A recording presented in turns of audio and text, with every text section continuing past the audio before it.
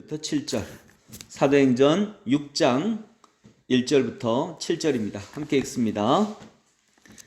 그때 제자가 더 많아졌는데 헬라파 유대인들이 자기의 과부들이 매일의 구제에 빠짐으로 히브리파 사람을 원망하니 12사도가 모든 제자를 불러 이르되 우리가 하나님의 말씀을 제쳐놓고 접대를 일삼는 것이 마땅하지 아니하니 형제들아 너희 가운데서 성령과 지혜가 충만하여 칭찬받는 사람 7을 택하라.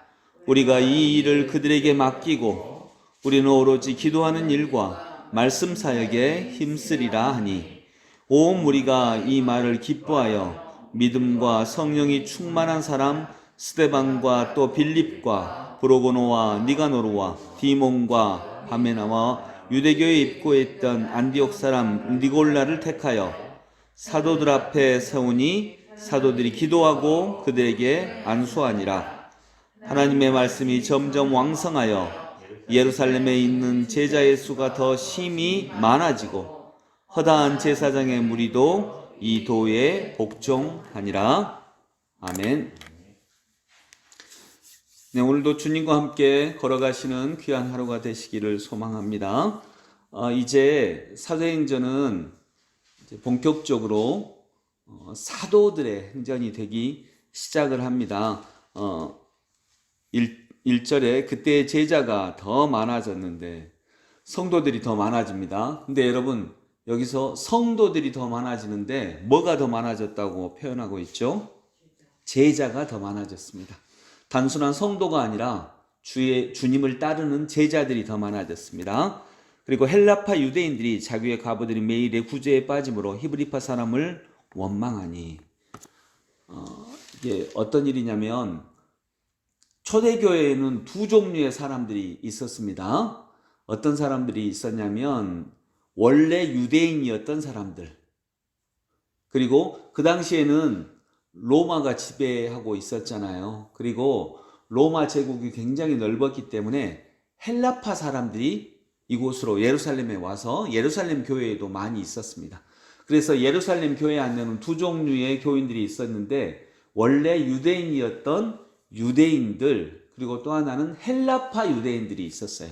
그냥 쉽게 얘기하자면 미국에 있는 어떤 한인교회에 두 종류의 사람들이 있어요. 한국에서 건너온 사람들, 한인인데 미국에서 피는 혈통은 한국 사람인데 미국에서 낳고 미국에서 자란 사람들, 뭐 이렇게 그냥 쉽게 이해를 하시면 될 것 같습니다. 이렇게 두 종류의 사람들이 있었어요. 그래서 원래 유대인이었던 사람들, 헬라파 유대인 사람들. 베드로는 원래 유대인이었고요. 바울은 헬라파 유대인이었습니다. 그런 식으로 생각할 수 있습니다. 그런데 이제 그 중에 어려운 사람들을 항상 도왔거든요. 근데 그때까지 누가 교회의 정권을 가지고 있었냐면 예수님의 제자들을 중심으로 한 유대파 교인들이 중심을 잡고 있었어요. 그래서 그 사람들이 어떤 결정을 하니까 아무래도 정보가 자기가 알고 있는 사람들 중심이겠죠. 그래서 어려운 사람들을 날마다 교회 헌금으로 돕는데 본인들이 이제 숫자가 많아졌기 때문에 주로 유대인들, 그 예수님의 제자들, 원래 유대인이었던 사람들이 교회의 결정권을 다 가지고 있었어요.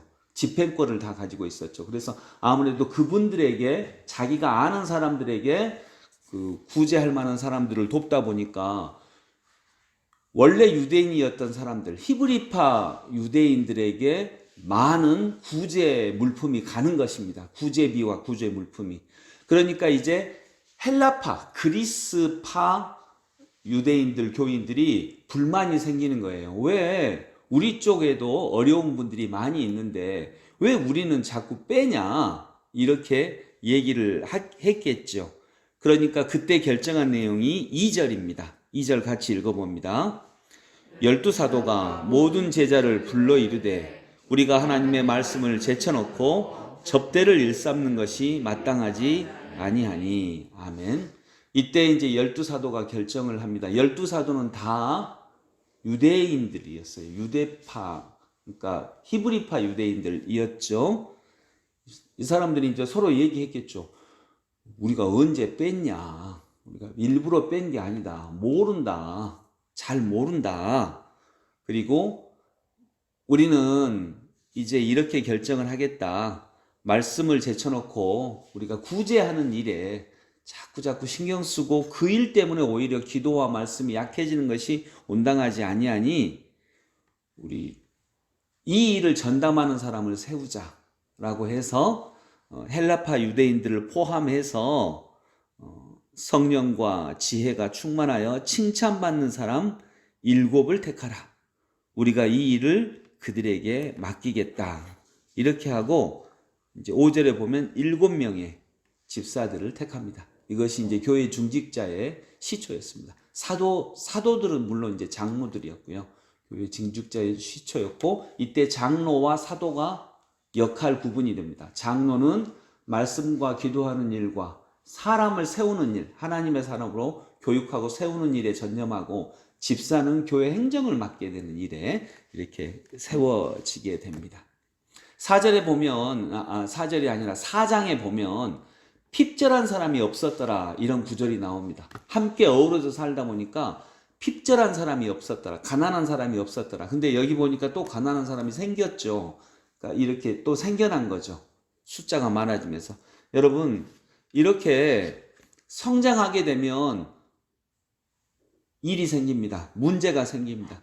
그렇기 때문에 교회는 항상 변화해야 됩니다.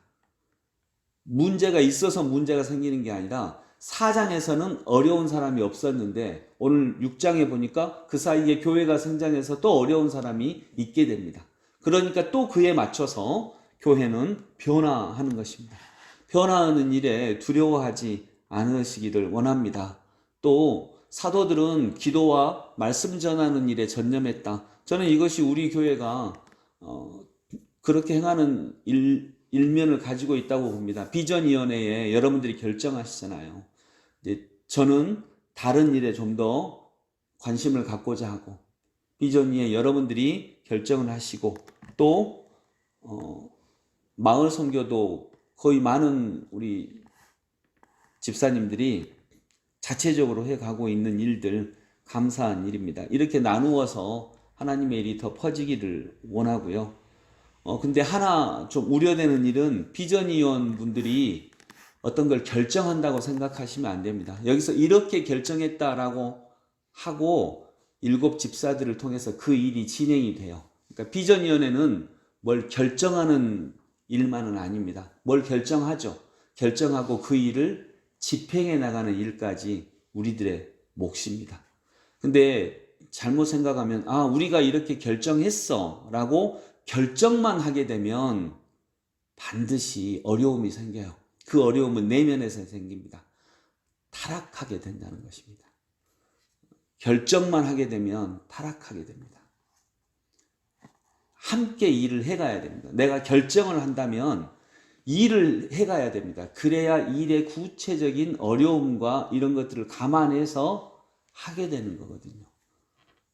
그래서 여러분, 우리가 어떤 결정 구조에 있을 때 그것 역시 귀한 일이지만 결정만 한다고 생각하면 안 됩니다. 결정을 했으면 반드시 그 일에 우리가 참여해서 함께 해나가는 일을 해야 우리는 더욱더 건강한 일을 해나갈 수 있다라고 믿습니다. 말씀을 정리하면서 여러분, 오늘 이 6장 오늘 본문에서 우리가 또 하나 꼭 기억해야 되는 일이 이것입니다. 지금 교회가 성장하고 있는데 밖에 어려움들이 있었어요. 뭐 교회가 작다, 재정이 없다, 이런 어려움들이 있었겠죠. 근데 성도들이 늘어가면서 이제 내부의 어려움이 생깁니다. 이건 당연한 수순입니다. 그래서 우리 안에 어려움이 생기는 것, 이것은 당연한 일이고요. 우리 안에 어려움이 생겼을 때 이 우리 안의 어려움까지 원망했다라고 1절에 나오는데, 원망으로 해결하지 않고 우리 안에 있는 어려움까지 말씀과 기도로 온전히 더 해결해서 이것이 더욱더 더 큰 성장의 기회로까지 갈 수 있는 그런 은혜가 있기를 원합니다. 우리 내년에도, 오늘날에도 우리 교회에도 어떤 어려움이 있겠죠. 내면적 어려움, 외면적 어려움 있겠죠.